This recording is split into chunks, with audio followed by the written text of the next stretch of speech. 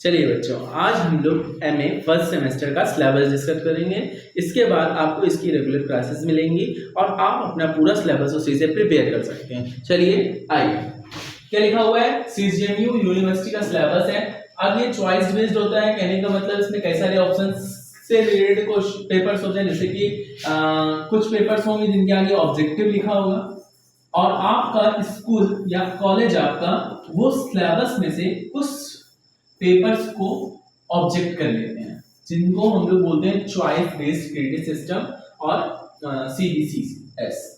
देखिए ये 2020 के अकॉर्डिंग है एनईपी का हिस्ट्री, हम लोग एमए हिस्ट्री का सिलेबस डिस्कस कर रहे हैं। तो इसमें जो हमारा सिलेबस का टाइटल है वो है historiography concept methods and tool. Historiography को हम लोग हिंदी में इतिहास लेखन बोलते हैं। क्या बोलते हैं? इतिहास लेखन। इस इतिहास लेखन का जिक्र करें तो ये हमारा नेट के सिलेबस में भी बहुत इंपॉर्टेंस रोल प्ले करता है। और इतिहास लेखन जो है वो उसका मतलब होता है इतिहास को किस प्रकार से लिखना आरंभ किया गया, इसके क्या कौन कौन से मेथड्स हैं, कौन कौन से टूल्स होते हैं जो इतिहास को लिखने के लिए महत्वपूर्ण होते हैं और इसकी क्या क्या कंसेप्ट है, इन सभी को हमें देखना है। ठीक है, इसके आगे हम लोग आगे देखेंगे। ये पेपर हमारा पूरे 75 मार्क्स का होता है, इसमें 25 मार्क्स इंटरनल के होते हैं। ठीक है, ऑब्जेक्टिव्स में लिखा हुआ है to provide student a broad overview to various approaches adopted in historiography and familiarise them with tools and techniques to study the past. देखो स्टडी द पास्ट कहने का मतलब है हिस्ट्री को पढ़ने के लिए हमें कौन कौन से टूल्स की जरूरत होती है, जो मेथड्स की जरूरत होती है, वो सारे मेथड इस सब्जेक्ट में इस पेपर में हमें सिखाए जाते हैं। ठीक है, यूनिट 1 का जो सिलेबस है उसमें देखिए meaning, scope and importance of history को देखना है हमें, किस what is the scope of history and what is the meaning of history. History का मीनिंग क्या है इतिहास का, and history as a science of art. कहने का मतलब इसमें हमें मेनली पढ़ना होता है कि इतिहास कला है या विज्ञान है या दोनों ही है, और इसके बारे में जो विचारक अपने विचार प्रस्तुत करते हैं, जो हिस्टोरियन उनके विचारों को। इसके बाद लिखा है सिलेक्शन ऑफ डाटा, एविडेंस और क्वेश्चंस। देखो सिलेक्शन ऑफ डाटा एविडेंस का मतलब क्या होता है कि किस तरह से हम अपना डाटा सिलेक्ट करते हैं। इतिहास को लिखने के लिए हमें कौन कौन से डाटा की नीड होती है, जैसे हमारे कौन कौन से सोर्सेज है, प्राइमरी सोर्सेज क्या होते हैं, सेकेंडरी सोर्सेज क्या होते हैं, इनके बारे में पढ़ना होता है। सेकेंड यूनिट में देखिए लिखा हुआ है हिस्ट्री एंड अदर डिसिप्लिन्स। देखिए है हमारा क्या, इसमें आर्कियोलॉजी पढ़ना पड़ेगा, anthropology, geography, economics, sociology, philosophy, political science, natural science, ethics and literature. इन सब से इतिहास का संबंध क्या है, कहने का मतलब अगर लिटरेचर है, लिटरेचर से इतिहास कैसे डिपेंडेंट हो सकता है, कैसे रिलेट करते हैं एक दूसरे को। जैसे फिलोसफी है, फिलोसफी कैसे रिलेट कर सकती है, जैसे पॉलिटी है तो पॉलिटी कैसे रिलेट कर सकती है। आपने पॉलिटी में तो सबसे बड़ा महत्वपूर्ण उदाहरण है जिसको हम लोग बोलते हैं अर्थशास्त्र। अर्थशास्त्र एक पुस्तक है जो कि किसने लिखी है, कौटिल्य ने लिखी है। कौटिल्य को हम कई नामों से जानते हैं। कौटिल्य को हम क्या क्या बोलते हैं, विष्णुगुप्त, चाणक्य और कौटिल्य, ये तीन नाम है चाणक्य के, कौटिल्य के। ठीक है, जिन्होंने अपना लिखा था अर्थशास्त्र। अर्थशास्त्र है क्या, अर्थशास्त्र को हम लोग बोलते हैं इंग्लिश में इकोनॉमिक्स है, इकोनॉमिक्स। इसको हम लोग पढ़ते हैं हिस्ट्री में, इसमें हिस्ट्री में। और इसमें जो दिया गया है वो क्या दिया गया है, पॉलिटिकल सिस्टम दिया गया, पॉलिटिकल सिस्टम और भी कई सारी चीजें, लेकिन mainly political system of Maurya empire है। मौर्य साम्राज्य का पॉलिटिकल सिस्टम के बारे में डिफाइन किया। कहने का मतलब तो इसी तरह से हमें देखना है किस तरह से ये सारे सब्जेक्ट एक दूसरे से कोरिलेट करते हैं और किस तरह से हिस्ट्री इनसे जुड़ा हुआ है।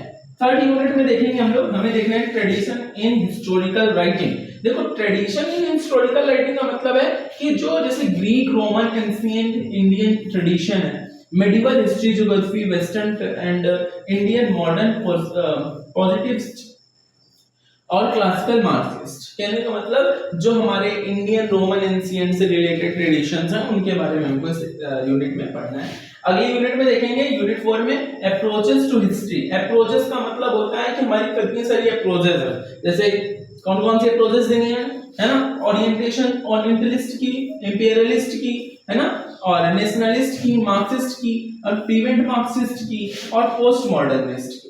और भी ये सारी जो हमें हैं, ये सारी अप्रोचेज हैं हिस्ट्री की, हिस्ट्री को देखने का नजरिया होता है, हिस्ट्री को पढ़ने का तरीका होता है। कई सारे ऐसे हिस्टोरियंस होते हैं जो सोचते हैं कि जो हमारा हिस्ट्री है वो नेशनलिस्ट विचारधारा से, राष्ट्रवादी विचारधारा से, है ना, नेशनलिस्ट अप्रोच से अपना हिस्ट्री को लिखते हैं। कई सारे ऐसे होते हैं जो अपना मार्क्सिस्ट के अप्रोच से लिखते हैं हिस्ट्री को। तो ये लिखने का जो एक तरीका होता है, ये डिपेंड करता है कि हिस्ट्री की अप्रोच क्या है, किस तरह से हिस्ट्री लिखी गई। जैसे कोई राजा है, वो अपने संरक्षण में किसी से इतिहास लिखवाएगा तो वो अपने विषय में अच्छा बताएगा, और राष्ट्र के विषय में या मार्क्सिस्ट विचारधारा उसमें आएगी ही नहीं, है ना। वो कैसी हो जाएगी, राष्ट्रवादी भी हो सकती है और राज्यवादी भी हो सकती है, या फिर तो ओरिएंटलिस्ट, इंपीरियलिस्ट, ठीक है, किसी भी टाइप से लिख सकता है इतिहास लेखन कोई भी कर रहा है, तो वो अपनी अप्रोच कुछ भी ले सकता है, वो डिपेंडेंट उस पे है, ठीक है।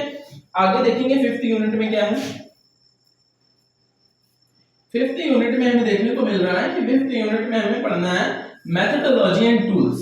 मेथोडोलॉजी एंड टूल्स का मतलब क्या होता है, जैसे इतिहास पे लिखने के लिए हमें कई सारे मेथोडोलॉजी क्या होती है, जैसे मान लो हमने किसी भी चीज को लिखने के लिए एक मेथड का इस्तेमाल किया जाता है। मेथड का मतलब होता है कि अगर हम किसी से आर्कियोलॉजिकल सोर्सेज लेकर उसका मेथड बना दिया, है ना। जैसे देखो लिखा हुआ है reasons for understanding research choice of subject sources primary and secondary, है ना। उसके बाद credibility of the sources, invention and synthesis of the material selected and writing of notes, foot notes.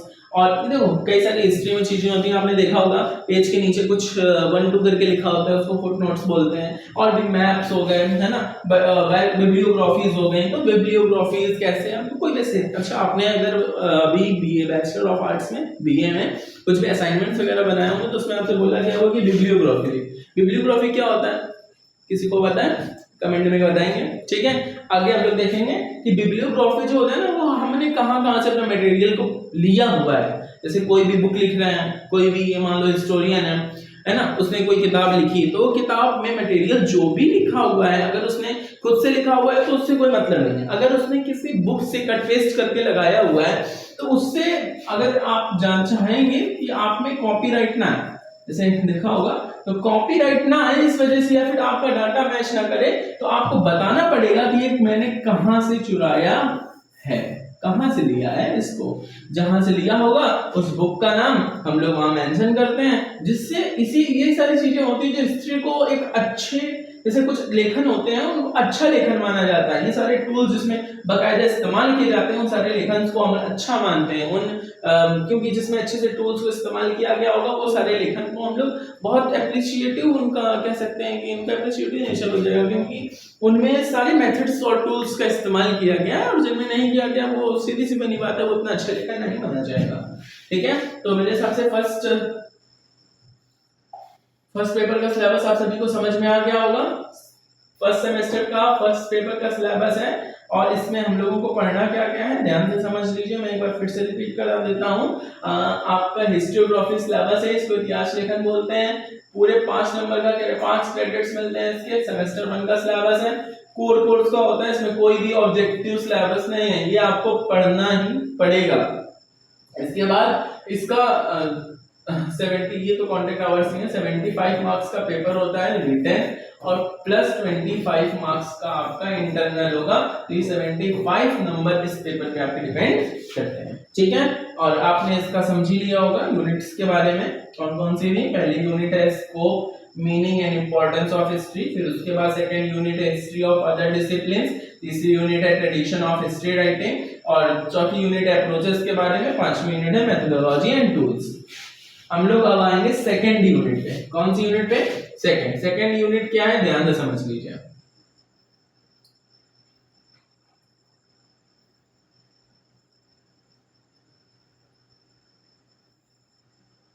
ये देखिए आपके पास आपके सामने सिलेबस है सेकंड यूनिट का, एमए हिस्ट्री, ठीक है। इस पेपर का नाम है इंडियन कल्चर एंड हेरिटेज। क्या नाम है? Indian culture and heritage. इसमें हमें इंडियन कल्चर के बारे में पता होना चाहिए। वेद हो गए, पुराण हो गए, अरण्यक हो गए, वेदांग हो गए, उपनिषद हो गए, छांदोग्य हो गए, बहुत सारी चीजें हैं, है ना। तो इसमें हमें सारी चीजें पढ़नी पड़ेंगी, और विवाह कितने प्रकार का होता है और कई सारी चीजें देखें क्या क्या पढ़ना है, ठीक है। ये भी सेम क्रेडिट इसका भी 5 है, सेमेस्टर 1 है, और ये भी 75 मार्क्स का रिटन पेपर होगा और 25 मार्क्स इंटरनल मिलेंगे, ठीक है।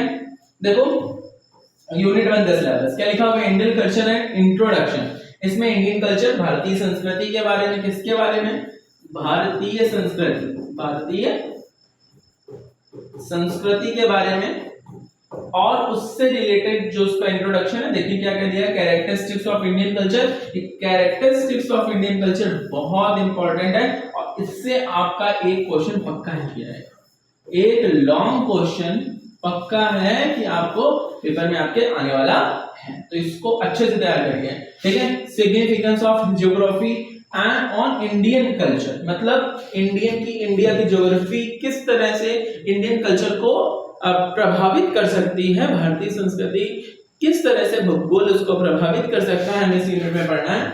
इसके बाद देखो सेकंड पार्ट है इसी यूनिट का, society in India through ages, ancient days में जैसे वर्ण और जाति के बारे में पढ़ना है, फैमिली के बारे में पढ़ना है, marriage in India, position of women, ancient India, contemporary period, caste system, communalism. देखो ये ब्रॉड सब्जेक्ट है, पेपर देखने में बड़ा छोटा सा ना, हमको आप बोलोगे भारतीय संस्कृति और उसका परिचय नहीं पढ़ना, इसमें पूरा पढ़ना है। विवाह कितने प्रकार के होते हैं, परिवार क्या होता है, कास्ट क्या होती है, वर्ण क्या है, जाति क्या है, धर्म क्या है, सारी चीजें, है ना।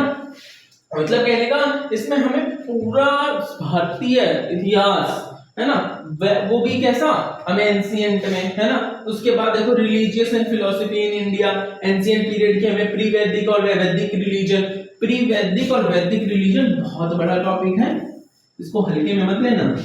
आगे देखो बुद्धिज्म और जैनिज्म, इसके भी बड़े बड़े क्या है, पिटक्स हो गए और बहुत सारी चीजें हमको इसमें पढ़नी पड़ेंगी, ठीक है। वेदांता क्या था, मीमांसा स्कूल क्या होते हैं, वेदांता स्कूल क्या होते हैं। इसके बाद सेकंड यूनिट में देखो इंडियन लैंग्वेजेस एंड लिटरेचर, मैं ज्यादा डिफाइन नहीं कर रहा हूं क्योंकि आज हम सिलेबस डिस्कस करने वाले हैं केवल, ठीक है।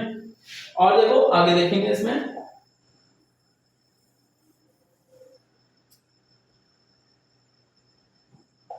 देखिए क्या लिखा हुआ है, evolution of scripts, languages in India, Harappan script और ब्राह्मी स्क्रिप्ट्स, है ना। स्क्रिप्ट्स के बारे में तो आपने सुना ही होगा, ब्राह्मी क्या है, प्राकृतिक क्या है, हड़प्पन स्क्रिप्ट क्या है, इन सब के बारे में हमको इसमें पढ़ना पड़ेगा। Short history of the Sanskrit literature, the Vedas, the Brahmanas, the Upanishad, the Sutras, epics, Ramayana and Mahabharata और पुराण। बहुत बड़ा यूनिट इसको बोल सकते हैं हम लोग, क्योंकि इस यूनिट में अच्छा खासा मटेरियल है सेकंड यूनिट में, और फर्स्ट यूनिट में भी एज इट इज आपने देखा, ठीक है। इसके बाद history of Buddhist and Jain literature in Pali, Prakrit Sanskrit, Sangam literature and Odia literature. तो आप देख ही सकते हो इसमें सारा लिटरेचर रखा हुआ है, चाहे तो वो हिंदी का हो या संस्कृत का हो, है ना। मतलब एक पूरे सब्जेक्ट के एंशिएंट का लिटरेचर पढ़ना है हमें अच्छे से, तो आप समझ सकते हैं पेपर की जो ब्रॉडनेस है वो कितनी ज्यादा होने वाली है। उसके बाद unit 3 a brief history of Indian arts and architecture, ठीक है। इंडियन आर्ट्स पढ़नी है, आर्किटेक्चर पढ़ना है उसका। अब इसमें कई सारे स्कूल्स आएंगे, है ना, गांधार कला के बारे में, मथुरा कला के बारे में, है ना। इसमें 3 शैलियां भी आपने सुनी होंगी कभी, है ना, तो वो शैलियां तीनों। इसके बाद देखो जैसे शैलियों के नाम मैं बता देता हूँ, वैश्य शैली, द्रविड़ शैली, है ना, ये शैली आपको पढ़नी पड़ेंगी। Gandhara school, Mathura school of art, Hindu temple architecture, Buddhist architecture, medieval architecture भी पढ़ना है। देखो एंशिएंट तो उसने बोल दिया पूरा पढ़ना ही है, उसके बाद मेडिवल का आर्किटेक्चर भी पढ़ना है, कॉलोनियल आर्किटेक्चर भी पढ़ना है। मतलब आप समझ लो कि आपको पूरा आर्किटेक्चर पढ़ना है, ठीक है। Indian paintings tradition, ancient, medieval, modern India painting and Odishan painting tradition, ठीक है। Performing art, divisions of Indian classical music, Hindustani and Carnatic, dances of India, various dance forms, classical and religious, rise of modern theatre and Indian cinema। किस तरह से Indian cinema grow किया, है ना, किस तरह से इसको बनाया गया, और भी कई सारी चीजें इससे रिलेटेड करके हमको पढ़ना पड़ेगा, और अच्छा खासा स्ट्रेंथ है इस टॉपिक का, ठीक है। फोर्थ यूनिट में देख लेते हैं spread of the Indian culture abroad, Bharat के बाहर कैसे इंडियन कल्चर को किसने फैलाया। अच्छा, आपने इसको देखकर अगर आपको थोड़ा सा याद आए तो अशोक और उसके 2 बच्चे महेंद्र और संघमित्रा, इन दोनों ने काम करा था। देखिए ऐसा हमें कहीं उदाहरण नहीं मिलता है कि राजा के बच्चे, इतने बड़े सम्राट के बच्चे किसी चीज का प्रचार करने कहीं जा रहे हैं, देखा आपने कहीं? नहीं। क्यों ऐसा होता है? क्योंकि राजा नहीं चाहता कि उसके बच्चे जाएं, उसके दूध जाते थे, वो सेवक रखते थे इस काम में, वो अपने लिए इन सब चीजों के लिए नौकर रखते थे। लेकिन अफसोस एक ऐसा, इसीलिए इसको महान नहीं कहा जाता है, कई सारी उसके पीछे चीजें हैं जिसके लिए इसको महान कहा जाता है। तो जो अपने राजा होकर अपने बच्चों को प्रचार करने भेजे किसी भी धर्म का, है ना। तो इसके बाद causes, significances and modes of the culture changes through traders, teachers, है ना, मिशनरीज एंड जिप्सीज।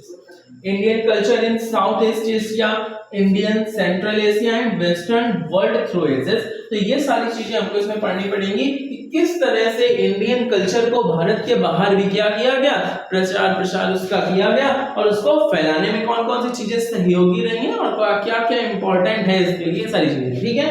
इसके बाद हम लोग देखेंगे, इसके बाद हमारी सेकेंड यूनिट कंप्लीट होती है। एक बार मैं फिर से आपको एक्सप्लेन कर देता हूँ क्या है सेकेंड यूनिट, इंडियन कल्चर, और उसका इंट्रोडक्शन पढ़ना है हमें इसमें, है ना। सबसे पहली यूनिट है, और पहली यूनिट ही बहुत दमदार है, देख लीजिए कैरेक्टर्स पूरे, सिग्निफिकेंस ऑफ इसका, ज्योग्राफी का क्या सिग्निफिकेंस रहा हिस्ट्री कल्चर में, और सोसाइटी कैसी रही है, वर्ल्ड क्या था, जाति क्या थी, फैमिली क्या थी, ये सारी चीजें, मैरिज सिस्टम के बारे में, और फिर उसके बाद रिलीजियस फिलोसफी इन इंडिया, है ना, वैदिक कल्चर क्या था, वेदांता स्कूल, मीमांसा स्कूल, फिर उसके बाद लिटरेचर से रिलेटेड सारी चीजें, स्क्रिप्ट्स, वेदास, ब्राह्मण्स, और भी कई सारी चीजें हैं, आपको मैं बता ही चुका हूँ। फिर उसके बाद brief history, art and culture, art and architecture को हमें पढ़ना है, जो आर्ट्स है हमारी, मथुरा कला, गांधार कला मैंने बताया, है ना, और भी शैलियों के बारे में पढ़ना पड़ेगा। देखो इसके बाद इसमें spread of Indian culture abroad, Bharat में कैसे विकास हुआ, और उसके बाद इसको विदेशों में कैसे प्रसारित किया गया, ये सारी चीजें मैंने उदाहरण बताए थे आपको कि आपको कैसे समझना है सिलेबस को। अब हम लोग जाते हैं अगले सिलेबस की ओर, अगले यूनिट, अगले पेपर की ओर। ओके, ये हमारा थर्ड पेपर है ना। कौन सा पेपर है? Third paper. दो पेपर का सिलेबस हम लोग डिस्कस कर चुके हैं, अब ये में कौन सा पेपर का करना है? थर्ड पेपर का। ध्यान से समझिएगा, अच्छा खासा स्ट्रेंथ है सेकंड पेपर का, इसको लिखे में मत देना, वैसे ही देखिए। अब इंडियन नेशनल मूवमेंट, ये पेपर आपके लिए थोड़ा सा इजी हो जाता है, क्योंकि इंडियन नेशनल मूवमेंट आपने कई बार पढ़ा होगा और ये थोड़ा बच्चों को इजी भी लगता है, इसलिए लेकिन याद रखना ये भी सेम है, इसमें भी कोई ऑब्जेक्टिव नहीं है, और 75 मार्क्स का क्या होगा? रिटन, और 25 इंटरनल, ठीक है। नाम क्या है पेपर का? Indian national movement. Indian national movement तो सभी लोग जानते ही होंगे, इससे कुछ ज्यादा परिचित लोग होंगे नहीं है परिचित, अगर आप मास्टर्स हिस्ट्री में हैं तो। देखो, prescriptions on the revolution of 1857, 1857 का जो विद्रोह है, इससे भी एक क्वेश्चन पक्का आता है, पक्का है इससे क्वेश्चन आना, वो भी लॉन्ग में, शॉर्ट में नहीं। एडमिनिस्ट्रेटिव चेंजेस क्या हुए जो 1857 के बाद एक 1858 में एक्ट आता है, और उसमें क्या क्या चेंजेस होते हैं वो सारे इसमें हमें पढ़ने पड़ेंगे, और इससे बहुत अच्छा क्वेश्चन बनेगा आपका। Growth of new India, consequence of the British dominion in India, administrative and economical unification, modern education, और प्रेस, रिलीजियस, सोशल रिफॉर्म्स। देखो ये लिखा 3 अक्षर है, ये 3 अक्षर हैं, याद रखना, press, religious and social reforms. लेकिन इसमें 300 लोगों को भी पढ़ना पड़ेगा, हो सकता है ना, लेकिन हाँ 300 लोग तो बहुत जरूरी नहीं, अगर आप इसमें 15-20 लोगों को भी पढ़ लेते हैं तो आपका काम चल जाएगा। और लेकिन इसमें हमें मेहनत बहुत करनी पड़ेगी, क्योंकि इसको हमें लर्न बहुत करना पड़ता है ना। कैसे सोशल रिलीजियस रिफॉर्म होते हैं, धार्मिक सुधार आंदोलन हमें पढ़ने पड़ेंगे, राजा राम मोहन राय, दयानंद सरस्वती, बहुत सारी चीजें, ठीक है। और इंडियन नेशनलिज्म तो जानते हैं भारत में किस तरह से राष्ट्रवाद का उदय हुआ, भारत में किस तरह से राष्ट्रवाद पनपा, तो इस चीज को पढ़ना पड़ेगा। और इसके बाद थर्ड यूनिट में हम देखें डेवलपमेंट ऑफ फ्रीडम मूवमेंट 1885 से, मतलब कांग्रेस के बनने से लेकर बंगाल विभाजन तक की सारी एक घटना को हमें अच्छे से पढ़ना पड़ेगा। और इसमें सबसे इंपॉर्टेंट तो यही है, कांग्रेस का बनना, कांग्रेस और बंगाल विभाजन, दोनों एक ऐसी घटना है जिनसे बहुत सारे टॉपिक हैं, और इनको अच्छे से पढ़ना ही पड़ेगा। 1885 से लेके 1905, अगर आप इतना ही पढ़ लेते हैं तो ये थर्ड यूनिट इसकी खत्म हो जाएगी यार। ओके, चौथी यूनिट में चलते हैं। क्या लिखा हुआ है? नेशनलिस्ट मूवमेंट, है ना। अब देखो ध्यान से देखो, इसमें हमें पढ़ना पूरा 1947 तक ही पड़ जाता है, क्योंकि इसमें ऐसी चीजें पूछ देते हैं कि वो हमें देखो कोई भी क्रोनोलॉजी समझने के लिए हमें उस चीज को पूरा पढ़ना पड़ेगा। हाँ, जो टॉपिक्स हमारे यूनिट्स में दिए हैं पर्टिकुलरली उन पे हम ज्यादा फोकस करेंगे और बाकी सिलेबस को हम लोग पढ़ेंगे, क्योंकि बिना क्रोनोलॉजी को समझे हिस्ट्री को समझ पाना नामुमकिन है। और आपको अगर बिना क्रोनोलॉजी की हिस्ट्री समझ में आती है तो आप पता कैसे पढ़ते हैं, ठीक है। तो अगर आपको मेरे साथ पढ़ना है तो पूरी क्रोनोलॉजी को अच्छे से समझते हुए हमें एक एक इंडिविजुअल एक एक इंसिडेंट्स को अच्छे से पढ़ना पड़ेगा और सारी चीजों को हम इसमें कवर करेंगे, ठीक है। देखो कांग्रेस के क्या क्या प्रोग्राम रहे, है ना, कॉन्स्टिट्यूशनल और एडमिनिस्ट्रेशनल और इकोनॉमिकल रिफॉर्म्स, ठीक है। Economic ideology, methods of political work, altitude of government, ठीक है।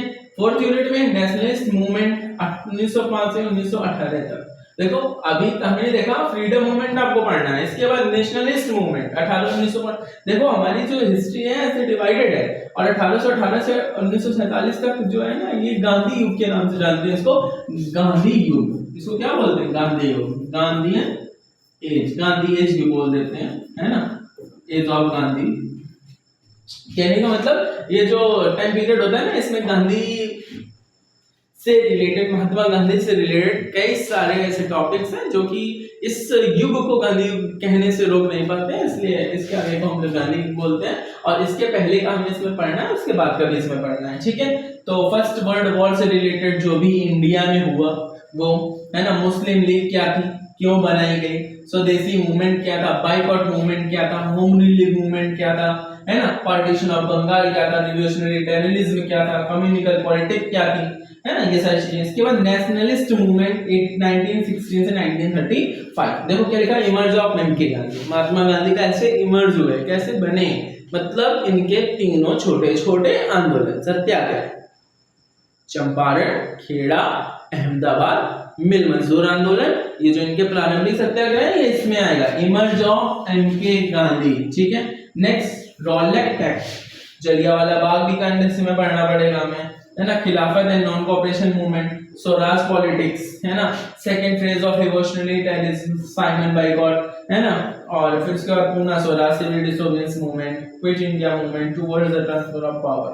कहने मतलब 1885 से 1885 से लेकर 1947 पूरा पढ़ना पड़ेगा। हाँ थोड़ी चीजें इसमें नहीं है जैसे कैबिनेट मिशन हो गया और बाकी सारी चीजें, तो इसमें जो जो दिया गया उसको अच्छे से कवर करेंगे। अब हम बढ़ते हैं अपने नेक्स्ट यूनिट की तरफ। ओके, ये हमारी लास्ट यूनिट है और बची हमारी फोर्थ पेपर बचा हमारा। इसके पहले तो हम लोगों ने सारे पेपर डिस्कस कर लिए।